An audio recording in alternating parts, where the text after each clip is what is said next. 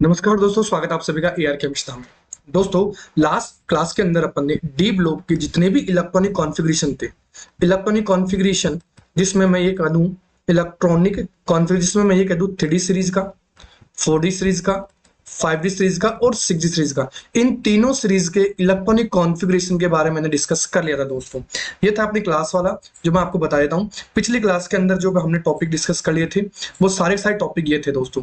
ये 6D series है और इस 6D सीरीज की बात करूं दोस्तों तो मैंने ये बताया था, जरूर ध्यान रखना है कि 6D सीरीज के अंदर ध्यान रखना दो एलिमेंट, स्पेशली सॉरी एक एलिमेंट आरजी, ये जो आरजी था उसी का एबनॉर्मल इलेक्ट्रॉनिक कॉन्फ़िगरेशन होता है, इरेगुलर इलेक्ट्रॉनिक कॉन्फ़िगरेशन होता है जिसमें 7s1 होता है, ध्यान रखना। इसके अलावा जितने भी एस थे उनमें सभी के अंदर दो इलेक्ट्रॉन थे।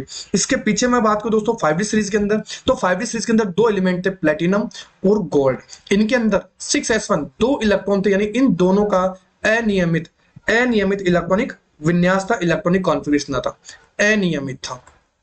ठीक है दोस्तों, ये चीज ध्यान रखना दोस्तों। इलेक्ट्रॉनिक कॉन्फ़िगरेशन का बहुत ही आसान तरीका है, बस ये चीज ध्यान रखना। प्लेटिनम और गोल्ड को 6D सीरीज के अंदर लास्ट आरजी था, इसलिए ध्यान रखना 7s1 था। अब इससे पीछे चलते हैं दोस्तों 4D सीरीज के अंदर। 4D सीरीज के अंदर हमें ध्यान रखना है कि केवल और केवल वाई यानी इट्रियम, जर्कोनियम, टेक्नीशियम और कैडमियम, इनके अंदर 5s2 रहेंगे और जितने भी बचे हुए हैं उन सभी के अंदर 5s1 इलेक्ट्रॉन रहेंगे। यानी अगर मैं कहूं Nb, molybdenum, ruthenium, rhodium, palladium और एजी, इन सभी के अंदर 6 एलिमेंट है, इन सभी के अंदर इरेगुलर NS1 से NS0 से 1 इलेक्ट्रॉनिक कॉन्फ़िगरेशन रहेगा। पैलेडियम में 0 था और रिमेनिंग जो था उस सब में क्या था, NS1 था, यानी 4s1। और मैंने ये कहा था दोस्तों, पैलेडियम का इलेक्ट्रॉनिक कॉन्फ़िगरेशन हमारे आरपीएससी एग्जाम, लेब असिस्टेंट और नीट एग्जाम के लिए काफी इंपॉर्टेंट रहेगा, वेरी वेरी वेरी इंपॉर्टेंट। ठीक है दोस्तों, और ये था 3D सीरीज जिसके अंदर केवल और केवल अपने को कॉपर और क्रोमियम का इलेक्ट्रॉनिक कॉन्फ़िगरेशन देखना था। और कॉपर और क्रोमियम का इलेक्ट्रॉनिक कॉन्फ़िगरेशन मैंने बता दिया था। कॉपर का 3d5 4s1 बताया था दोस्तों, और क्रोमियम का 3d5 4s1 और कॉपर का 3d10 4s1 था। ये कॉन्फ़िगरेशन भी मैंने अलग से आपको बता दिया था। अगर आप वीडियो नहीं देखे तो दोस्तों एक बार जरूर प्लेलिस्ट में जाइए और आपको हर एक टॉपिक के इंडिविजुअल प्लेलिस्ट में आपको टॉपिक वाइज टॉपिक मिल जाएंगे दोस्तों। आप लेबर सिस्टम की तैयारी कर रहे हो, नीट की तैयारी कर रहे हो, आरपीएससी फर्स्ट ग्रेड और सेकंड ग्रेड की तैयारी कर रहे हो, क्योंकि जो मैटर मैं डाल रहा हूं वो ओवरऑल डाल रहा हूं, हर एक टॉपिक को इंडिविजुअली सॉल्व करते हुए आपको काफी हेल्पफुल ये लेक्चर मिलेंगे दोस्तों। NEET, RPSC exam, lab assistant oriented exam मिलेंगे। आरपीएससी का तो सारा का सारा मैटर यहां से कवर हो जाएगा दोस्तों, पूरा का पूरा मैटर। ठीक है दोस्तों, तो चलिए दोस्तों आज वाली क्लास अपन स्टार्ट करते हैं। सबसे पहले जो बचे हुए क्वेश्चंस है दोस्तों, आज वाली क्लास के अंदर में काफी सारे क्वेश्चंस मैंने शामिल किए हैं, स्पेशली वो क्वेश्चन जो आपके एग्जाम के लिए काफी इंपॉर्टेंट रहेंगे। सबसे पहले बात करें दोस्तों सिक्के वाली धातु, जिनसे सिक्कों का निर्माण होता है। सिक्के धातु जिनसे सिक्कों का निर्माण होता था दोस्तों, तो हम जानते हैं दोस्तों, एक तो सिल्वर, एक गोल्ड और एक दोस्तों हमारे पास आ गया आयरन, स्पेशली कॉपर, सॉरी दोस्तों आयरन, कॉपर, सिल्वर और गोल्ड। इन तीनों मेटल्स को अपन क्या नाम देते हैं, कोइनेज एलिमेंट बोलते हैं, कोइनेज मेटल्स बोलते हैं, कोइनेज मेटल्स बोलेंगे दोस्तों। ठीक है दोस्तों, दूसरा क्वेश्चन है दोस्तों नोबल मेटल्स का, यानी उत्कृष्ट गैसें, उत्कृष्ट धातुएं। गैसें अलग है दोस्तों, ये चीज ध्यान रखना दोस्तों, यहां से काफी कंफ्यूजन होता है अपने। तो नोबल गैस अलग होती है और नोबल मेटल्स अलग होती हैं।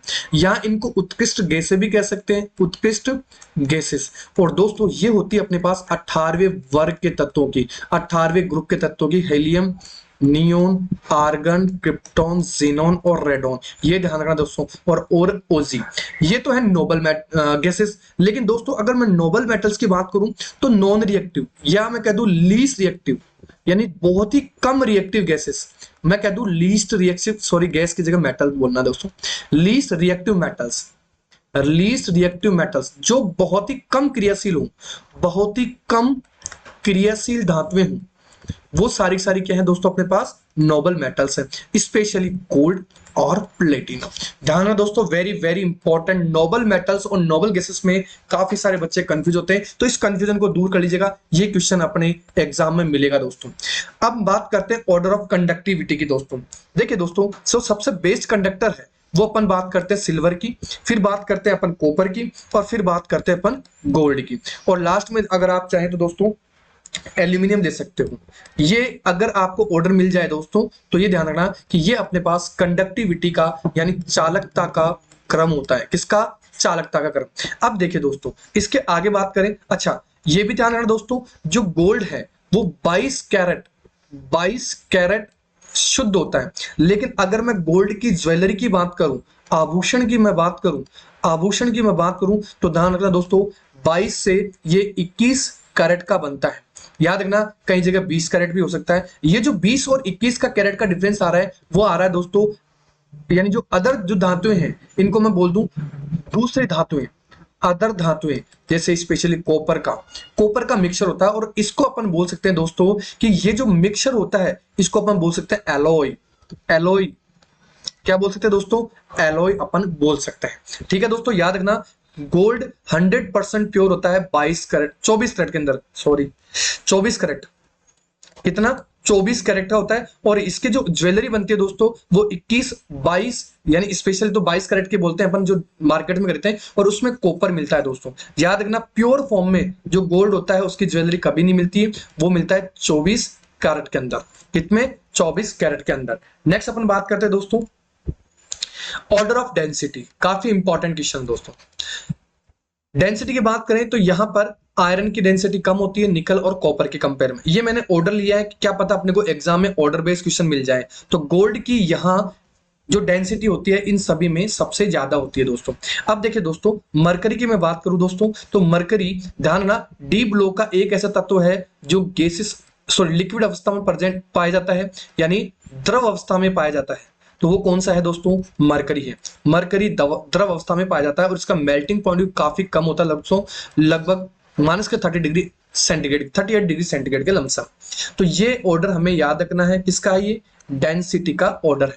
अगर मैं बात करूं दोस्तों highest density in transition elements, यानी डी ब्लॉक के कौन से तत्व हैं जिनकी डेंसिटी सबसे ज्यादा होती है, या मैं कह दूं पूरी पीरियड टेबल के अंदर ही, तो सबसे ज्यादा डेंसिटी दोस्तों ऑस्मियम की होती है। किसकी होती है? ऑस्मियम की 22.57, और इरिडियम की दोस्तों 22.61। तो ये ध्यान रखना दोनों को ये क्लोजली होती है, इनकी डेंसिटी लगभग बराबर होती है 61 और 57। तो काफी इंपॉर्टेंट रहता है दोस्तों, वेरी वेरी इंपॉर्टेंट। चलिए आगे चलते हैं अपन। आगे बात करें दोस्तों मेल्टिंग पॉइंट की यानी गलनांक की। देखिए दोस्तों अगर मैं गलनांक की बात करूं तो मैंने बताया मरकरी द्रवस्था में पाया जाता है, और इसका जो टेम्परेचर होता है वो माइनस का 38 डिग्री सेंटीग्रेड होता है दोस्तों। ऐसे ही दोस्तों अगर मैं हाईएस्ट मेल्टिंग पॉइंट की बात करूं तो वो है अपने पास टंगस्टन। कौन सा? टंगस्टन, जिसका कितना होता है? लगभग 3400 डिग्री सेंटीग्रेड का मेल्टिंग पॉइंट होता है। अब देखिए दोस्तों ये मैंने कुछ लाइनें ली है एनसीईआरटी बुक से जो काफी इंपॉर्टेंट है। ये कह रहा है जलीय विलयन के अंदर Cr+3 स्थायी होता है। क्यों होता है? क्योंकि T2G3 एक स्टेबल कॉन्फ़िगरेशन बनता है दोस्तों। ये D3 होता है और ये अपने पास T2G orbital, sorry Eg orbital, और ये T2G ऑर्बिटल। और दोस्तों ये कुछ इस तरह से इस फॉर्म में मिलता है, और ये फॉर्म इसकी स्टेबल फॉर्म होती है, स्थायी फॉर्म होती है। तो ये स्टेटमेंट हमें ध्यान रखना है कि क्रोमियम+3 आयन T2G3 के अंदर स्टेबल फॉर्म में होता है। ऐसे ही दोस्तों जो कॉपर प्लस और कॉपर+2 की बात की जाती है, कॉपर+1 की और कॉपर+2 की, तो कॉपर+1 का स्थायित्व कॉपर+2 से क्या होता है दोस्तों? कम होता है, और इसी कारण इसका रहना दोस्तों जलीय विलयन के अंदर, और इसी कारण ये जो Cu+1 है वो असमानुपातन अभिक्रिया देता है, असमानुपातन या डिस्प्रोपोर्शनेशन अभिक्रिया देता है, जिसमें ये जो Cu+ है दोस्तों, ये जो Cu+1 है, ये Cu+1 ये Cu के अंदर भी चेंज होता है और Cu2+ के अंदर भी चेंज होता है, यानी ऑक्सीडेशन भी होता है इसका और रिडक्शन भी होता है। तो यहाँ रिडक्शन हो रहा है और यहाँ ऑक्सीडेशन, इसीलिए ये जो Cu+1 है वो जलीय माध्यम में यानी जलीय विलयन के अंदर क्या देगा? डिस्प्रोपोर्शनेशन या असमानुपातन अभिक्रिया देगा दोस्तों। काफी इंपॉर्टेंट दोस्तों ये दोनों के दोनों स्टेटमेंट। चलिए दोस्तों आगे चलते हैं अपन।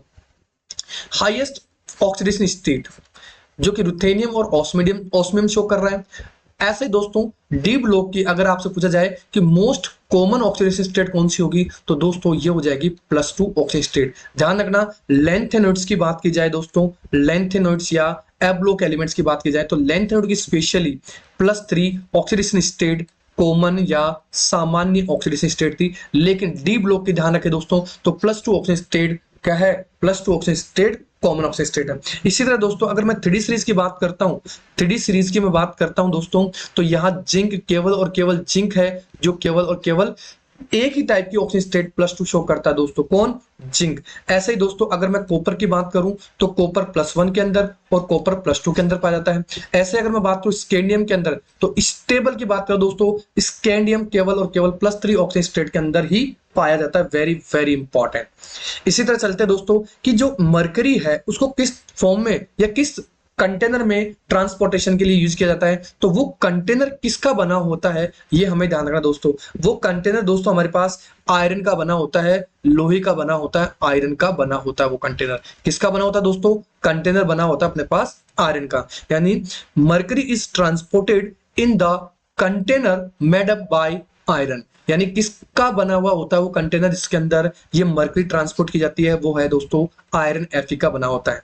ये काफी इंपॉर्टेंट क्वेश्चन थे दोस्तों, और मैंने आरपीएससी फर्स्ट ग्रेड का जो सिलेबस में ले रहा था दोस्तों, आरपीएससी फर्स्ट ग्रेड और सेकंड ग्रेड के लिए कॉमन फॉर्म थी जिसमें एस ब्लॉक, डी ब्लॉक और मैंने पी ब्लॉक की बात नहीं की, और एफ ब्लॉक की मैंने बात कर ली है।